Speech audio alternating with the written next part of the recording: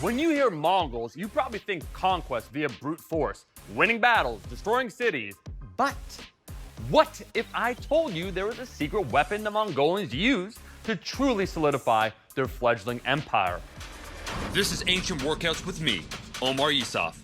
In each episode, we examine the culture of one ancient group of warriors and try to apply aspects of their training, nutrition, and mentality into our own exercise routines. How do you stack up against these legendary warriors? Let's find out. Today, we'll learn more about Mongolian steppe culture, learning who they were, how their elite warriors trained, and most importantly, how we can apply it into our own training. Let's get started. Here's something you'll probably find hard to believe. The Mongolian Empire probably had the highest religious tolerance out of any empire in Eurasia, more than Christian Europe, China, or the Islamic empires. This seems unbelievable, but it's true. The reason is likely twofold. For one, Mongols were shamanists, a form of animism that believes everything has a spiritual essence. Genghis Khan was interested in all religions. This openness is partially why there was free practice of religion within the empire, whether it was Buddhism, Nestorian Christianity, Manichaeism, Taoism, or Islam. Radical for its time, think the Christian Crusades or all the wars at that time. But the second very practical and pragmatic reason is that it allowed much easier governance of conquered territories. And there is ample evidence of this. Mongol leaders occasionally invited other religious leaders to come and debate each other as a way of exploring and learning about various religions under their rule. When the Khan Ogedei built the Mongols' capital city of Karakorum, he allowed religious leaders to build mosques, churches, lamaseries, and temples for their worshippers. So, it's kind of like this.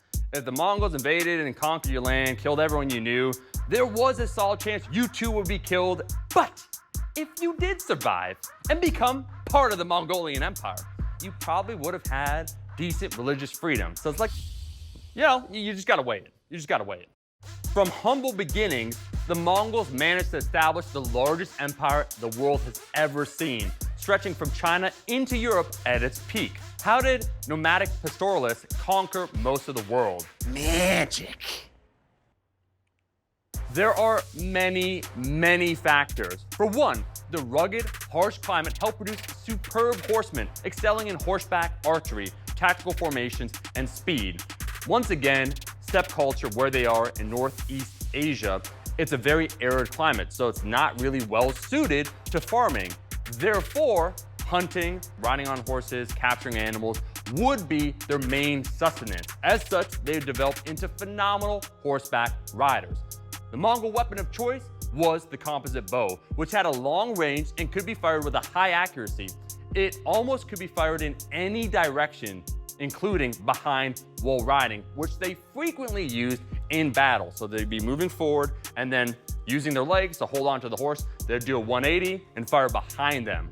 Soldiers themselves were highly motivated thanks to the spoils of war being distributed fairly equally. There was even a dedicated body for this called the Jark, whose function was to ensure this was the case. Additionally, there was upward mobility.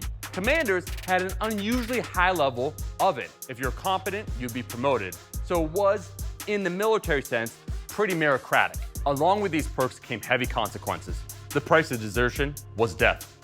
Kind of like if I leave this show, this is what I've been told. And to share more with us about the Mongols, we have Columbia professor Morris Rossabi. What are some surprising facts that our viewers will learn about Mongols? Anybody who studies the Mongols is faced with a lot of surprises. One aspect of their military which is surprising is that they determined not to shed the blood of rulers of the countries that they were attacking or the states that they were attacking. They would never use swords or bows and arrows against a captured leader.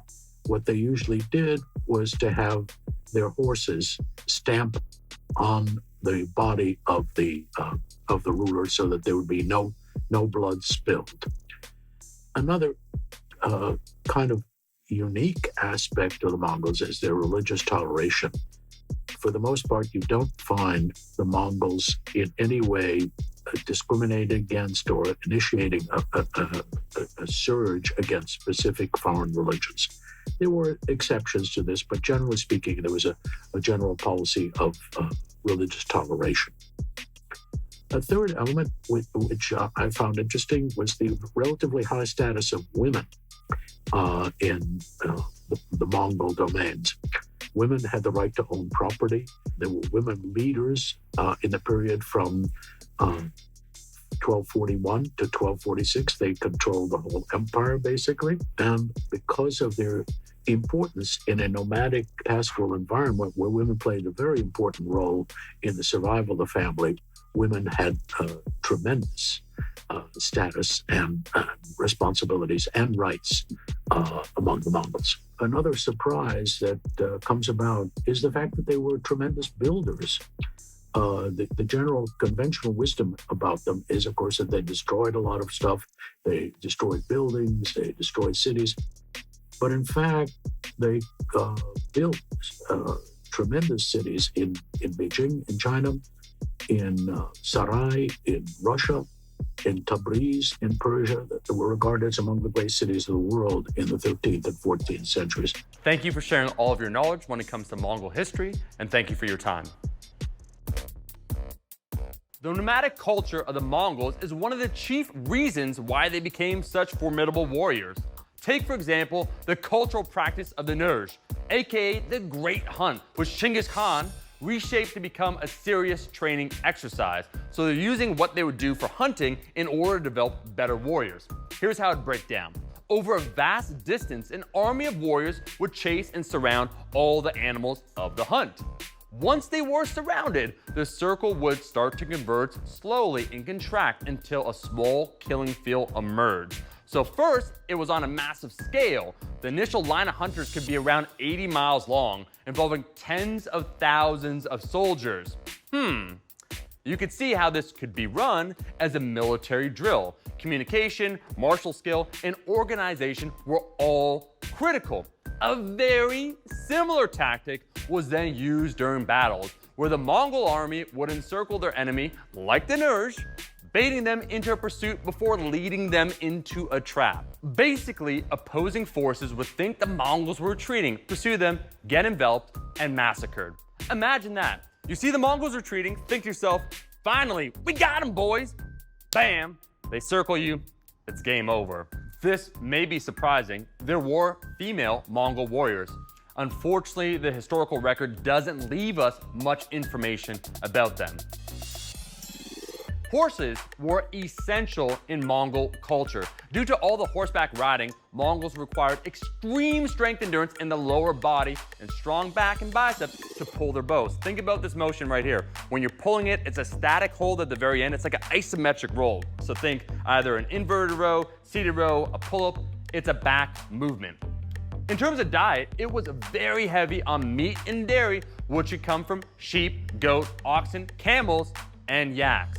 This would lead to a very high protein diet. Now for science, I will live test and drink some yak milk. Given my honest reaction, let me just, interesting. It's a little gamey. You know, it's like sometimes you gotta get used to things, so maybe you just gotta take another sip. Nope, yeah, no, it tastes the exact same, okay. All of this would lead to higher protein diet, including delicacies like roast wolf soup with pepper and saffron. And you thought extra guac was exotic. Everyday life of steppe culture would already condition someone to be physically fit, but specific requirements of the warriors would impose very interesting demands. You see, Mongol warriors would be on horseback for a long period of time, and as such, they would need to develop serious hip adductor strength. You gotta squeeze your legs together in order to maintain stability while riding on the horse. It's apparently far harder than people realize.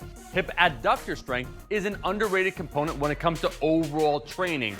There are ways to integrate it in compound movements, but some people have a problem with it. Interestingly enough, your adductor magnus, so a muscle back here, is very relevant for a lot of different movements, for the squat in particular, so it makes sense to train it, it makes sense to understand what we're doing. A movement to integrate before doing your next lower body session that has a high utility would be the Copenhagen plank for hip adduction. Now, we have a 3-exercise routine to mimic some of the demands Mongol warriors would face. First, we have the Copenhagen plank, which works your adductors. Think squeezing your legs together, like being on horseback. Number 2, we have the Sumo Deadlift, a fantastic lower body movement that's an alternate stance to your traditional conventional deadlift. 3, the isometric inverted row. Now, additionally, lastly, we have the Ancient Warrior Challenge.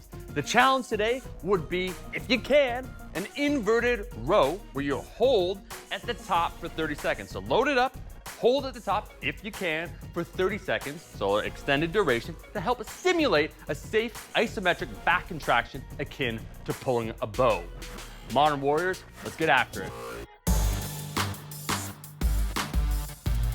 This movement is called the Copenhagen plank. Think like a side plank, except you're bear hugging the bench with your thighs. It's fantastic for your adductors, which the Mongols needed in order to ride horseback, as well as your obliques, which are fantastic for internal hip rotation. Arms perpendicular to the ground, forearms on the ground, parallel, torso, body also parallel to the ground, and let's get after it.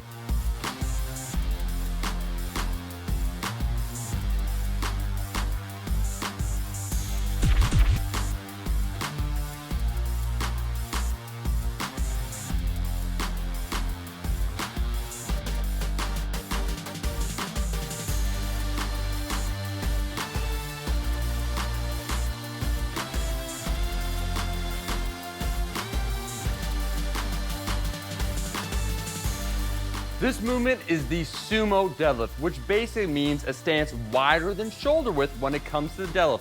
Go with where it's comfortable. You don't have to necessarily go super wide. We probably want to angle the feet out a little bit. Torso will be more upright, arms are straight, bracing with the core, squeezing with the glutes at lockout. Let's do this.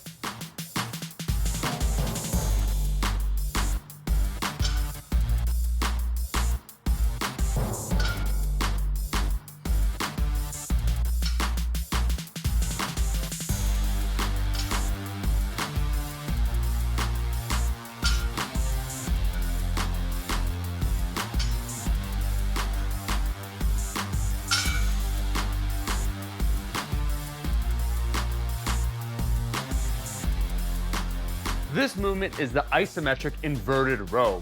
Think about it, the Mongols, when it came to drawing their bow, would have to hold this position.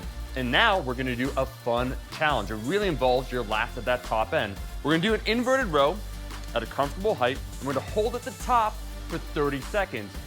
Probably your body weight will be difficult enough. If not, you could use a weighted vest. We're gonna hold it now for 30 seconds.